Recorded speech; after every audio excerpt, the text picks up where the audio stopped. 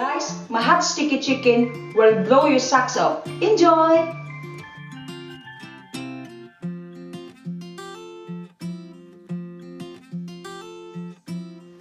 Hi everyone, I'm Naomi. Welcome to Naomi's Filipino Kitchen.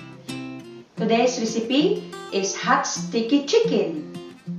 Here are the ingredients of my hot sticky chicken. Chicken, brown sugar, soy sauce, garlic, hot chili sauce, ginger, paprika, ground black pepper, fish sauce, honey, and 7-Up. We're now going to mix all the ingredients to make the marinade. Hot chili sauce.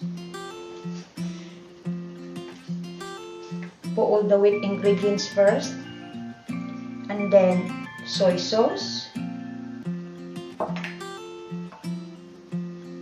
Fish sauce. And the honey.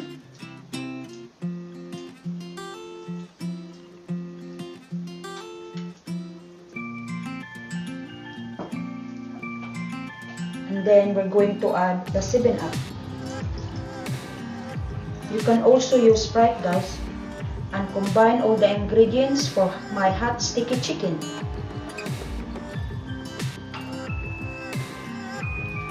Now we can start. Put all the dry ingredients, paprika, ginger,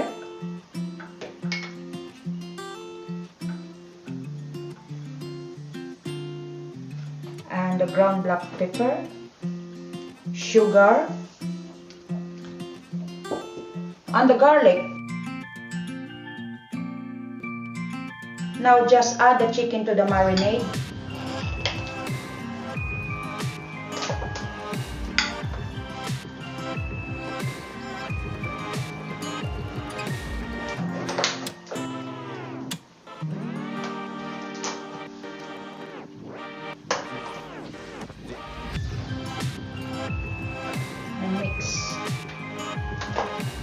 Mix.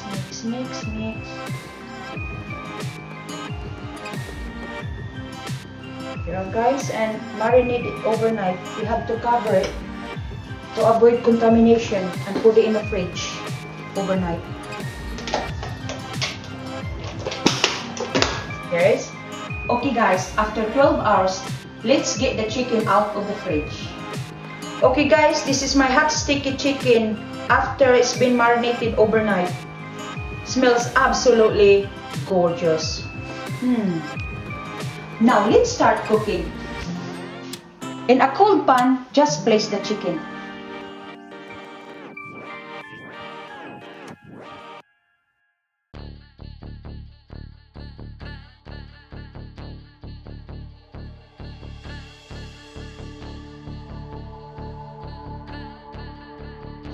And now we can pour the sauce.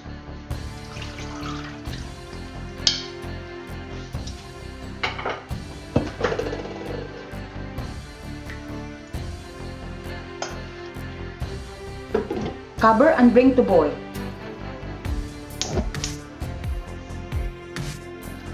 Now it's boiling, simmer on a low heat.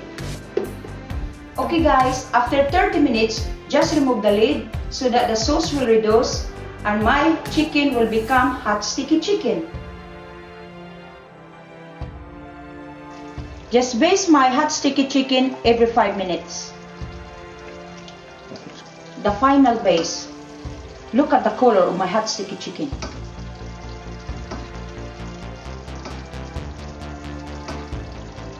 All those juices are caramelizing.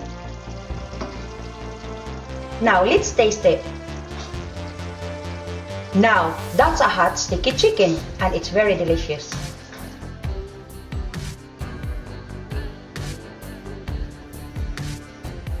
If you like my hot sticky chicken, let me know in the comments below.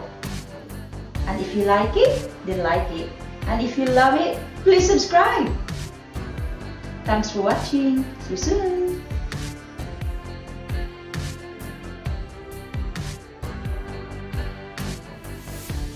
Guys, my hot sticky chicken will blow your socks off. Enjoy!